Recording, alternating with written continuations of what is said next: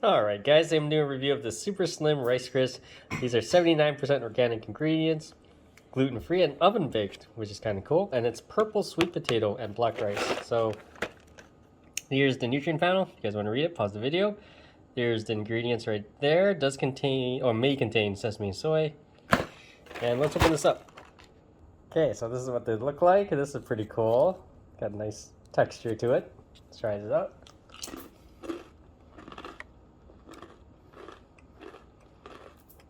Okay, so it does taste slightly different than your regular rice crackers. It's got a denser texture, and it's almost more chewy in a way. So it's got that denser texture, and it's sort of like chewy in the way that it sort of like sticks to your teeth. But it's not bad. It's just like it's like the mochis, but dried up. So, yeah, definitely check it out, guys. Any questions, comments, post below, subscribe to the channel.